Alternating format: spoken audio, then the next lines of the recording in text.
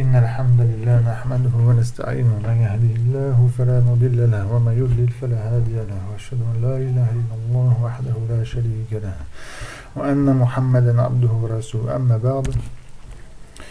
Donc nous allons Inch'Allah prendre le premier nasir qui est Kana wa akhawatuha. Donc Ibn Ajurm rahimahullah dit fa amma Kana wa akhawatuha. Quant à Kana et ses sœurs.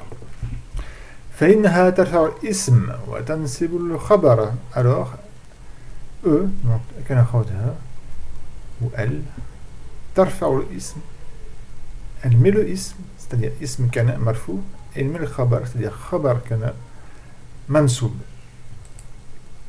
Comme l'exemple que j'avais donné au dernier cours, Kana Zaydun maridan. Excusez-moi. Wahiya kana. Donc il y a le verbe kana. Maintenant, il va citer tous les verbes qui sont dans ce chapitre. Donc il va citer kana ainsi que akhawatuha, ses sœurs. Donc il y a kana. Donc là, je vais vous faire l'exemple qu'on avait fait la dernière fois. Kana Zaydun maridan. À la base, c'est Zaydun maridun. Mubtada khabar. D'accord. Mubtada khabar. Ici. Mubtada khabar. Et maintenant, kana est rentré dans ce mubtada et khabar. Et c'est devenu Kana Zaydun maridan. Donc Kana fi'l madi naqis nasir mabni al-fatha la mahala lahu min i'rab. Zaydun, attention, on ne dit pas fa'il et on ne dit plus mubtada, on dit ismu Kana. D'accord? Et ce Kana qui rend ce ism là, ism Kana marfou, donc il est marfou par Kana. C'est le rafi', c'est Kana, c'est le verbe. علامة رفعه هو زيدون اسم كان علامة رفعه الضمة وهو مرفوع بكان. مريضا خبر كان. مريضا خبر كان وهو منصوب بكان. لا même chose, c'est كان qui le rend منصوب مريضا وعلامة نصبه الفتحة. Ensuite Jérôme dit وأمسى. وأمسى. Le verbe amsa vient du mot du masdar, notamment al-masa, masa'an, al-masa, qui veut dire en français la soirée. Et il y a une divergence à partir de quand commence al-masa. D'accord? Ce qu'on est sûr, c'est que ça commence au minimum après la prière de l'Asr, donc c'est en fin d'après-midi. Et certains disent que ça commence juste après le Dhuhr. D'accord? C'est ce qu'on appelle la soirée en français, parce que la soirée, ce n'est pas obligatoirement qu'on soit rentré dans la nuit pour qu'on soit en soirée. Amsa. Alors avec un exemple, Inch'Allah.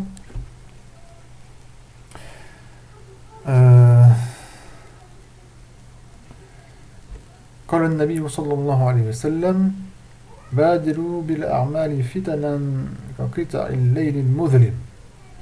Donc empressez-vous de faire des actions, donc des bonnes actions. Pourquoi? Pour vous préserver notamment des fitan. Des fitan ici, c'est dans le sens des troubles. Comme des morceaux de la nuit muslim ténébreuse. Et ce qui m'intéresse, c'est ce qui vient après avec Amsa, et on verra en même temps le mot Asbaha dans ce hadith que je vais citer, que je suis en train de citer, Amsa et Asbaha. Donc le prophète sallallahu alayhi wa sallam ensuite a dit Yusbihu rajulu mu'minan. Il commence par le verbe Asbaha, le mot derrière c'est Yusbihu. Yusbihu al-mu'minu rajulan. يصبح في المضارع مرفوع لتجرده من الناسب والجازم. يصبح وعلامة رفعه الضمة. المؤمن, attention, on ne dit pas فاعل, on ne dit plus مبتدا, on dit المؤمن اسم يصبح أي اسم أصبح au ماضي مرفوع علامة رفعه الضمة وهو مرفوع بالفعل. excusez-moi, يصبح الرجل مؤمنا. Je dirais مؤمن, excusez-moi. يصبح الرجل مؤمنا. Je vais l'écrire, ça va être mieux, Inch'Allah. يصبح الرجل مؤمنا. Donc يصبح في المضارع مرفوع طرفه الضمة وهو مرفوع لتبعه عن الناصب والجزم. الرجل اسم يصبح. الرجل c'est son ism, on n'est pas fa'il, n'oubliez pas. وهو مرفوع بالفعل عن طرفي الضمة مؤمنا وخبر يصبح وهو منصوب بالفعل وعلامة نصبه الفتحة. Donc le sens c'est l'homme au matin il est croyant, d'accord, yusbihu c'est-à-dire dans le sabah. Ensuite le prophète sallallahu alayhi wa sallam wa yumsi kafiran wa yumsi kafiran wa iyadhu billah. Et il vient dans Al-Masa, dans la soirée, donc le matin l'homme il est croyant, et dans l'après-midi, en soirée, Yumsi kafiran, il devient kafir, wa iyadhu billah. Yumsi fir mudari' marfou', d'accord, il y a un soukoun, marfou' لتجرده عن الناصب والجازم وعلامة رفعه الضمة المقدرة منع من ظهورها التعذر, parce qu'on peut pas mettre, enfin c'est possible mais c'est très lourd de mettre sur la langue de mettre un dhamma sur un liya ici.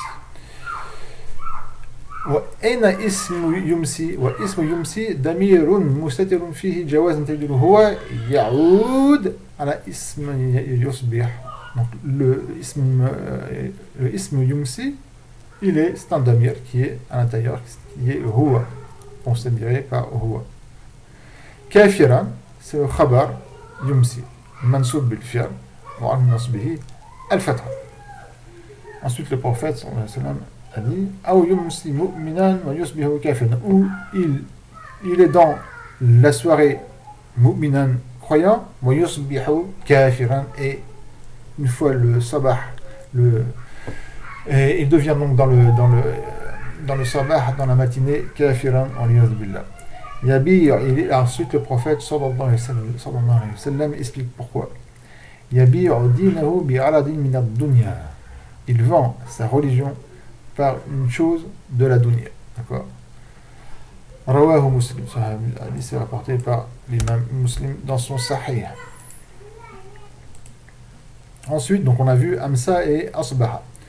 Ad-Duha. Ad-Duha, c'est la même chose que Amsa et Asbaha, sauf que c'est le Duha. Alors, Sabah, ça commence à partir de l'heure du Fajr, et Ad-Duha, ça commence à partir de Toulour et Shams. Une fois que le soleil est levé, d'accord, quand le soleil commence à se lever, donc, et s'est détaché de l'horizon, eh bien, on rentre dans ce qu'on appelle l'heure de Duha jusqu'au Zawal, donc jusqu'à l'heure de Dhuhr, jusqu'à un petit peu avant. Dhalla. Le verbe dhalla, c'est comme pour Amsa ou Asbaha, seulement c'est pour An-Nahara, c'est pour la journée, donc ça concerne toute la journée. Et Bata, c'est comme Dhalla, sauf que c'est son inverse, c'est-à-dire toute la nuit. D'accord. Un exemple avec Dhalla, par exemple, Dhalla al-fallahu ya'malu fi aqlihi. Le fallah, donc le paysan, est resté durant la journée, ya'malu fi aqlihi, à travailler dans son champ. Bata, un exemple avec Bata, Bata al-mujahidu murabitan. Donc le mujahid est resté dans la nuit, murabitan, et murabitan c'est-à-dire à rester aux frontières, à faire le garde frontière, d'accord. Là où c'est plus dangereux, là où l'ennemi peut surgir à tout moment.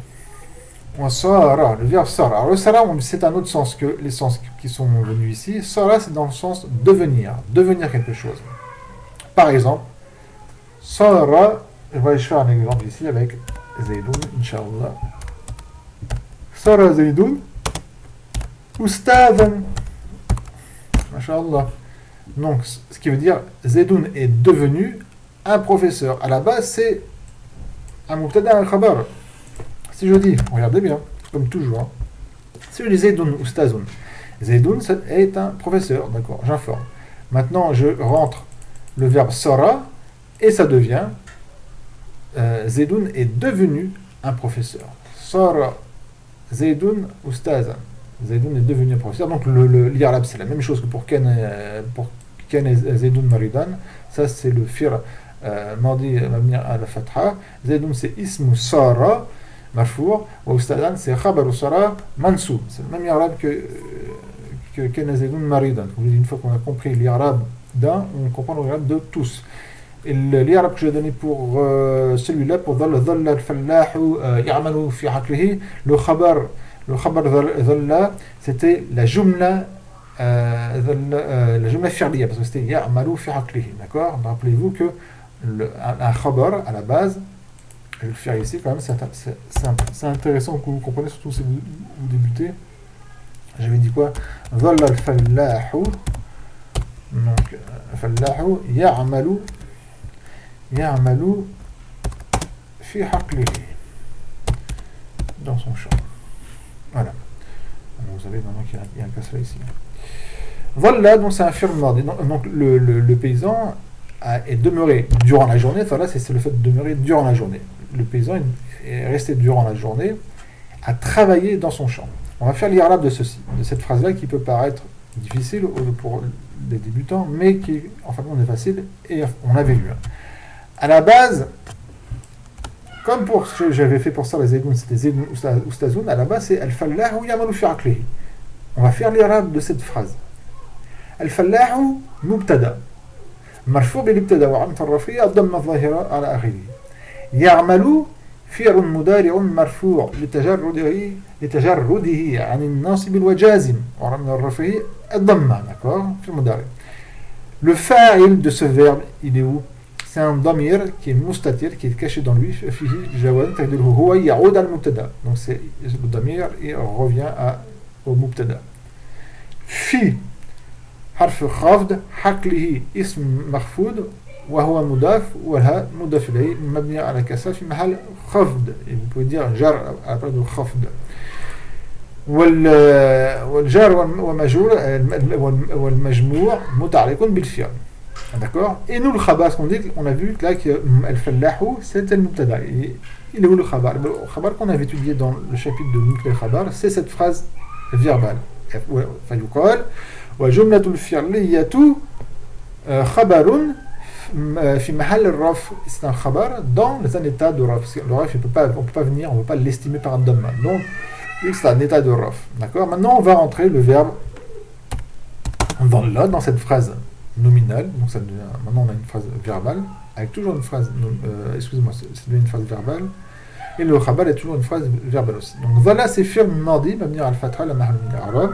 Al-fallahu, excusez-moi, c'est le ism dhalla. On ne dit pas mubtada, on ne dit pas fa'il, je me répète, on dit ism dhalla. Marfou' avec marfou' damma. Et le khabar dhalla, c'est cette phrase-là. Et c'est le même i'rab. Donc, ya'malu fi'l mudari' marfou'. والفاعل دائما مستتر فيه الجواز تقديره هو في حرف الخفض حق لي اسم مخفوض وهو مضاف والها مضاف إليه والمجموع من حرف الخفض واسمه متعلق بالفعل. D'accord? Voilà. Donc le khabar ici de khabar dhalla, c'est, on dit que le khabar dhalla fi mahal nas ici. Le khabar dhalla fi mahal nas. N'oubliez pas que le khabar de kana wa khabar il est mansoub. Donc là il est plus marfou. Parce que quand c'était un mubtada, falloir c'était un mubtada, le khabar était marfou. Maintenant le khabar dhalla il devient mansoub exactement. On dit mansoub mahallan ou on dit fi mahal nasb. Khabar dhalla. Voilà. Je continue, j'ai arrêté. Ou bata, j'ai fait bata, d'accord. Sara aussi. Voilà, Laïsa. Laïsa, c'est très important, c'est très utilisé en langue arabe, le verbe Laïsa. Laïsa, ça indique seulement la négation, c'est tout. Et la négation au présent. C'est un verbe au passé, Laïsa, d'accord. Laïsa, c'est un verbe au passé, mais ça indique le présent. Sauf s'il y a une négation dans la phrase qui indique au passé ou au futur. Mais sinon, ça indique le présent. Je vais dire par exemple, voilà, Zaydoun, je vais dire, Laysa Zaydoun Oustaz, qui veut dire Zaydoun n'est pas un professeur, maintenant, au présent. Si j'aurais dit MC, par exemple, ou Sanna al-Mardiya, par exemple, Sanna al-Mardiya, ça veut dire Zaydoun n'était pas un professeur l'année passée. Là, ça veut dire au passé parce que j'ai mis une indication du passé, qui est As-Sanat al-Mardiya. D'accord? J'enlève ça. Et là, c'est au présent. Laysa Zaydoun Oustazan. Zaydoun n'est pas un professeur.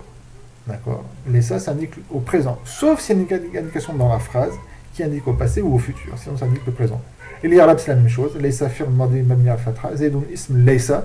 واستاذن excuse-moi, Zaydun ism laysa marfou' واستاذن khabar laysa mansoub.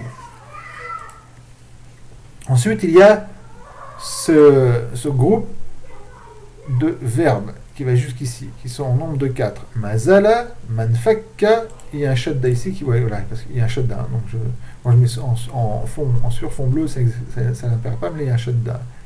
Manfakka, ma fatiha, ma bariha.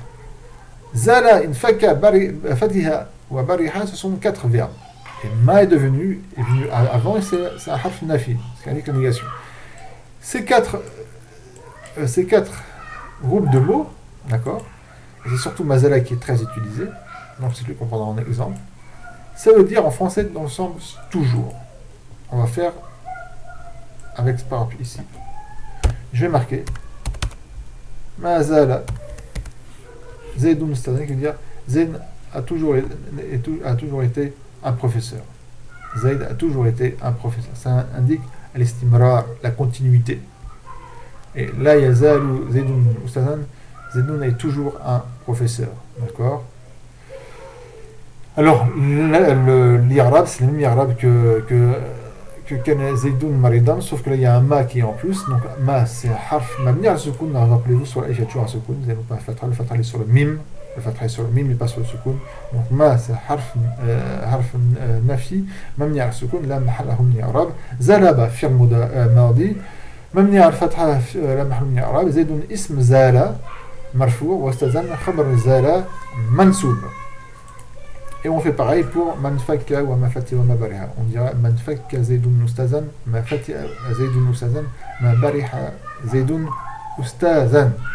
Ensuite, ma, il y a ce groupe de mots qui est ma et dama. Ma dama. Qu'on pourrait traduire en français par tant que. On va faire un exemple. Je crois que j'ai déjà marqué un exemple. Il me semble, voilà, un exemple qu'on cite toujours dans le Nahou, qui est dans le Coran, dans Surat Maryam, au verset 31. Excusez-moi, je recherche dans mes notes là en même temps. Voilà.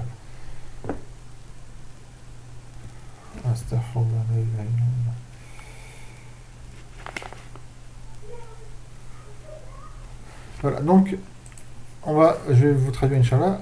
Donc c'est dans le Coran. Donc Allah Azza wa Jal, il parle au sujet de Isa, de Jésus alayhi salam. Donc là c'est Isa alayhi salam qui est censé dire wa awsa nisbi salat. Donc et il m'a awsa dans le sens, c'est dans le sens ordonné et conseillé. D'accord, ordonné et conseillé. Donc Allah Azza et il m'a ordonné à moi de la prière et de la zakat tant que je serai vivant, tant que je suis vivant. الواو هنا على حسب ما قبلها. أوصى c'est un fi'l ماضي مبني على الفتحة المقدرة منع من ظهور التعذر. الفاعل ضمير المتصل فيه جواب تقديره هو. d'accord. النون c'est حرف الوقاية. Et الياء ici c'est المفعول به. C'est un مفعول به مبني على السكون في محل النصب. d'accord. Il m'a ordonné à moi, qui est lui, c'est-à-dire Allah Azza wa Jal. الباء حرف جر. الصلاة اسم مجرور والمجموع متعلق بالفعل. Donc il m'en est de quoi? Il m'en est de la prière, c'est-à-dire faire la prière, d'accord. الواو c'est حرف عطف. الزكاة معطوف على الصلاة فهو مجرور لأن المعطوف على مجرور مثله, d'accord. Il est معطوف الزكاة, il est معطوف على الصلاة. On va étudier bientôt Inch'Allah حروف العطف, donc ne vous inquiétez pas, l'atf on va l'étudier.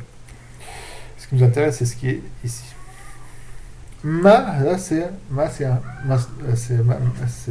une masdariya et zarfiya, d'accord. C'est un harf masdar et il indique aussi pour le zarf. C'est pas ma nafiya, ça n'est pas la négation, contrairement au mazala qu'on avait vu avant. Mazala, faites bien attention, ici c'est pas un ma de négation, D'accord? C'est comme pour an, c'est comme an. D'accord? Ma ici, ça correspond à an. Par exemple, Uridu an tadhhaba ila al-asima, par exemple. Là, vous vous rappelez de an quand il rentre dans un fi'l mudari'. Là, ma, il va rentrer dans un fi'l madi. Donc, c'est harf masdar. Donc, il va sortir, il va faire comme an fait avec un fi'l mudari', rappelez-vous. An, quand il vient avant un fi'l mudari', il fait sortir dans le fi'l mudari' son masdar.